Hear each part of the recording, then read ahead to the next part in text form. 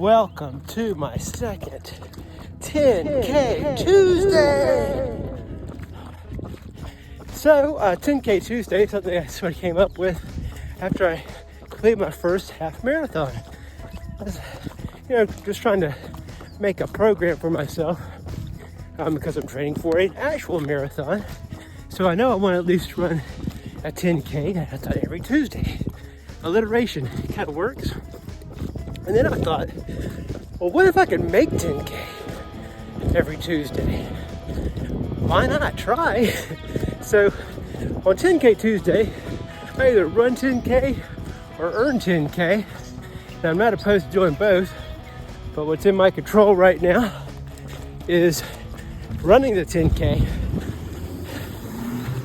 When I left the house, I was vacillating between $50 and $100 up. So for that to turn into 10K today, you're a pretty tall order. Anyway, thanks for joining me. And maybe this will motivate you to do something kind of tough outside your realm of comfort.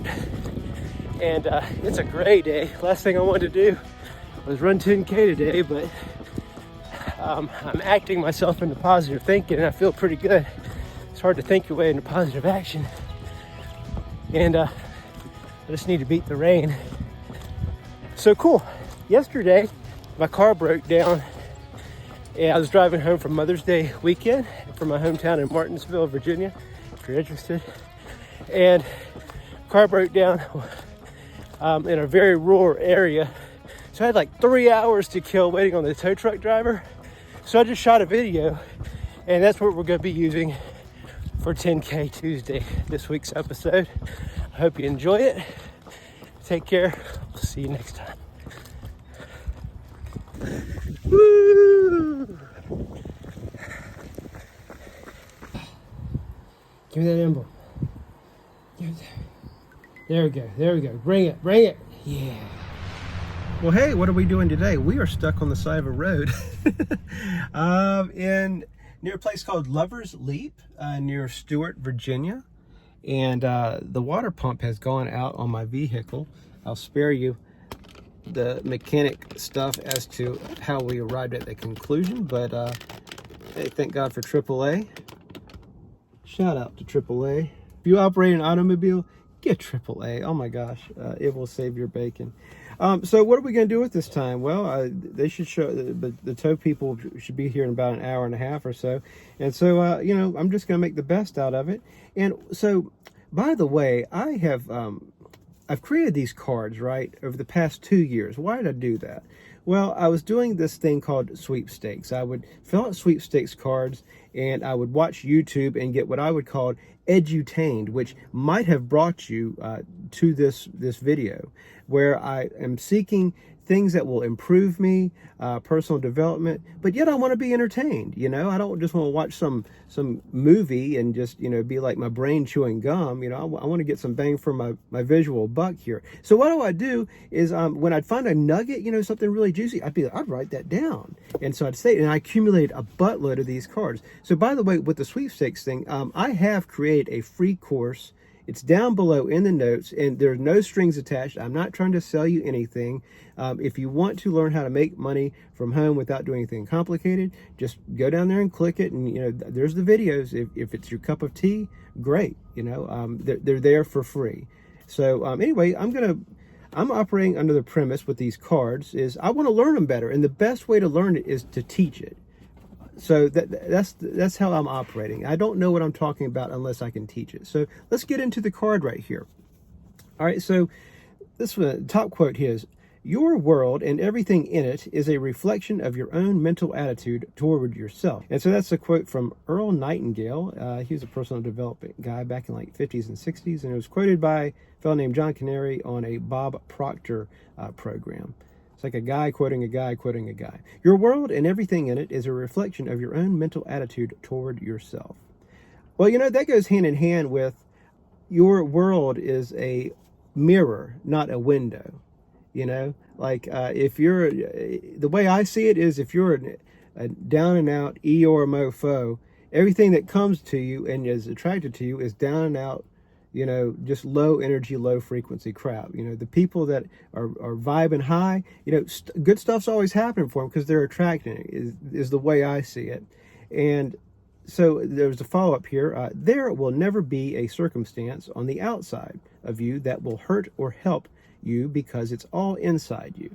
So that, that kind of sounds like a little Pollyanna stuff, but, that goes hand in hand with the saying, I can't hurt your feelings, or you can't hurt my feelings. I've got to decide if I'm hurt or if I'm happy or if I'm sad on what you say, or when somebody says that makes me happy, does that make you happy, or are you already happy and you just happen to enjoy it? So that's kind of a kind of a twist on the way that I try to go through life. I'm not perfect, but I try to create my own happiness by getting my energy and frequency up. I try to do this every morning, and there's ways that we can all do it, and we can get into that later.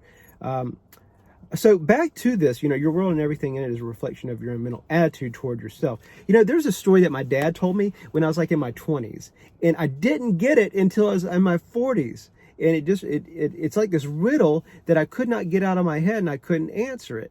But the story that my dad told me was, he said, all right, so there's this old gas station on the outside of town, and this fellow with his family pulled up, and he talked to we'll call it like, the shit-kicking gas station attendant, and the owner, and he's like, hey man, so we're just moving in from out of town, and can you tell us a little bit, we just got transferred here, we don't know which end is up, can you tell us what the people are like around here? And the crusty old gas station owner, he said, well, what are the people like where you're from? And he says, oh man, they're a bunch of backstabbers, man. We got to lock all of our doors at night to make sure nobody steals anything, and they all lie to you and talk behind your back. And so the gas station owner says, well, they're like that here.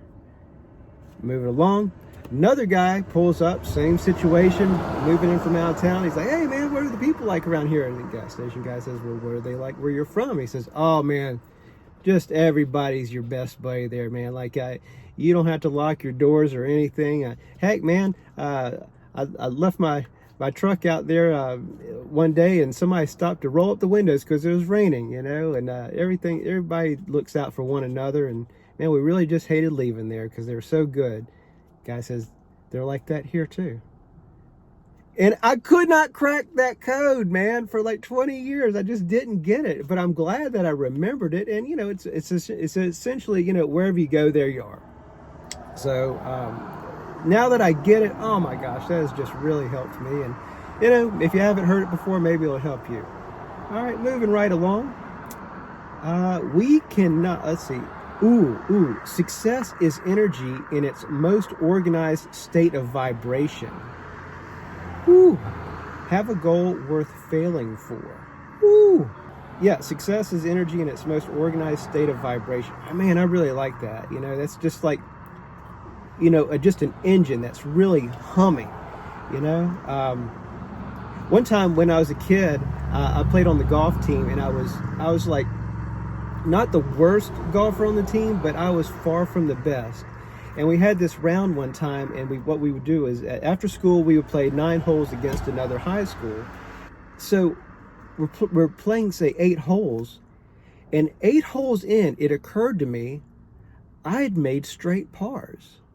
I'd not made a single bogey, and this was by far the greatest round of golf I was ever playing in my entire life.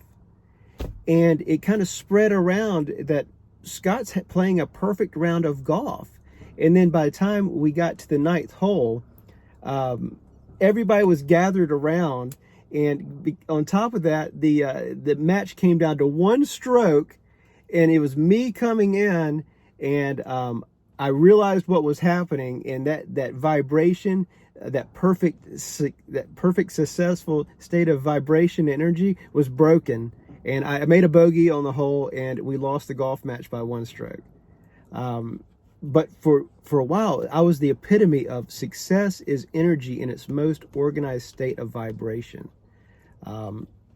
I don't know, maybe you've experienced something like, oh my gosh, I didn't realize I was absolutely crushing it until like somebody broke me out of my trance, or like, wow, I really ran a 6-minute mile. I had no idea I was crushing it that fast. Let's see, and we cannot outperform our self-image. No one is born with a self-image. An elephant does not have a self-image. Okay, so, that's pretty deep right there. We cannot outperform our self-image. What that means to me is myself, I am trying to create this person that's just, he's in shape, he's self-sufficient, he's got money. Like I picture like, there's a bodybuilder that I'm trying to, I would like for my body to look like Frank Zane from the 70s. Like, so I'm trying to step into that image, right? So we cannot outperform our self-image. So the way I interpret that is if you set your standards so high for yourself, you're not going to go past that. So when you do something that's substandard, like, imagine, a great athlete smoking a crack pipe. It just does not, it does not work because that's not in their self-image. I mean, sure, has it happened? Of course, sure, but that's what I'm trying to interpret that as and step into and live like. You're creating a character, you're stepping into that character, and my goal is to not step, great timing, is to not step out of that character. And there's this fellow named Wes Watson that says that, his goal is to create create the guy that you've always wanted in your life and not break character. I'm misquoting him, but we're in the ballpark. All right, moving along. Oh, an elephant does not have a self-image. No one is born with a self-image. An elephant does not have a self-image. So our self-image, how we see ourselves, that's created from our environment and the people we are around, whether it's on purpose or not. Sorry, I'm in a pretty busy place. So, that's kind of like why folks that are born into welfare, it's hard to break that cycle because these, like a welfare area, everybody around you is on welfare. So a person growing up in it, that's all they know. Therefore, that's their self-image, and it's so hard to break out of that. So anyway, the way I see it is create a really awesome self-image and try to step in that. And that'll put us in the right direction. It's like a compass where you can adjust yourself and be like, no, eating this candy is not going to help me look like Frank Zane. So I'm going to chill off of that. And then the elephant, here's a quick story about the elephant. I don't want this video to run too long, but there's a story about how a baby elephant who's used for like a beast of burden type of scenario in Africa, like India, when they're a baby, they'll just tie a rope to them and drive a stake in the ground. And as a baby, they can't get away from that. But as a full-grown elephant, who is like the size of these freaking caterpillar trucks that I'm near, like when their day is done, they'll take that same elephant and just drive a stake in the ground, and the elephant doesn't know that they can easily break that because that's what they've been accustomed to for so long. That's their self-image that, well, I'm stuck to this freaking stake till, Bob comes along and lets me loose tomorrow morning. And they can totally, it's like tying a hair around my finger and tethering me to a stake all night. They just don't realize that. Let's see, moving along. Before we can do something or anything, we must be something. So what I think of when I read that is I knew a young woman who became a doctor, and I remember her telling the story is, she'd been through med school, freaking operate on cadavers, taking exams, like they just don't hand out doctors, right? And she was filling out like a form at a bank or an apartment or something, and there was a little like a prefix box where you check Mr., Miss, Mrs., or Doctor. And she felt like such an imposter checking the doctor box. She said, I thought the girl was going to look at it and be like, you're not a doctor. But now by this point, it's like well over 10, 12 years later, she's been a doctor. Now she's doing doctor things, and that wheel is turning to where she's fully in doctor mode. But right out of the gate, it was hard for her to be that doctor, even though she'd earned that title. And, that can translate to, I've done a bunch of plumbing work. So imagine, your first day as a plumber, you've taken all your exams, you've done your fair share of plumbing, but you knock on that first door and you walk in as a plumber for your first time. Even though you got your name on your truck, you kind of feel like an imposter, but the more you be, then you do the plumbing, and then it's just going to reinforce who you are / be. I don't want to use messed up English. Who you be, and it's a wheel that turns. But that first time is awkward. But you got to get that forward momentum going, and be, do, attract. That's the way I get it. And we act, behave, and feel according to what we consider our self-image to be. There you go. We feel, act, and behave according to what our self-image is. So, I think of an athlete, like Tiger Woods, Tom Brady, when they step up when Tiger steps up for a golf shot, I doubt he's thinking, I just don't think I got it. I don't know. He's thinking, I'm going to nail it here. It's going to draw to the left, just like Tom Brady's like, there's no doubt in my mind I'm going to connect with Gronk or whoever his receiver is.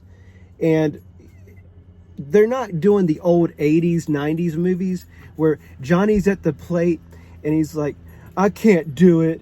And then somebody in the stands goes, you can do it, Johnny. And I can't do it. And then bam, he swings and he hits a home run. That's complete bullshit.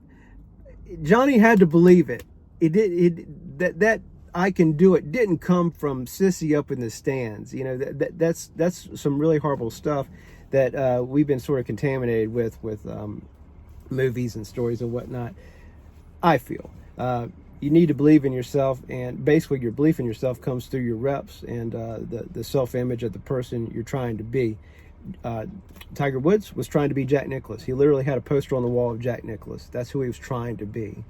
Love him or hate him, and I know he's a little bit controversial. We do not deviate from that pattern. All right, so we're basically wrapping it up here. We act, behave, and feel according to what we consider our self-image to be. We do not deviate from that pattern. So the way I interpret that, really in a nutshell, is we do not rise to the occasion. We fall to our training. Whether your training is the physical acts of doing something, your positive mental attitude. That's a Navy SEAL thing, and I really love listening to Navy SEALs because that's human nature of folks that can overcome stuff, physically and mentally. That's a Navy SEAL. I mean, come on. And and there's tons of other folks that Rangers and SAS, but anyway, I really dig Bull Alive. That's a Navy SEAL thing, I know for sure. And do not deviate from that pattern. I think that's a wrap. And I hope you gained something from it, and I hope I gained something from it selfishly. And I hope the tow truck comes here pretty soon. These guys are freaking here, like trying to go home for the day. And they've been, they're working on the highway here. They've been nice enough to like look in on me and help me, and actually help me troubleshoot to figure out that there's a water pump problem with my car. All right, so cool. Hey, I hope this helped. Do not waste this day, and we'll see you next time. Be yourself, everybody else is taken. I gotta go be Scott Turner. Thanks. Girls will be all right. Girls! Oh, Thelma, you are not supposed to be that there. Yeah, girls. She's so naughty.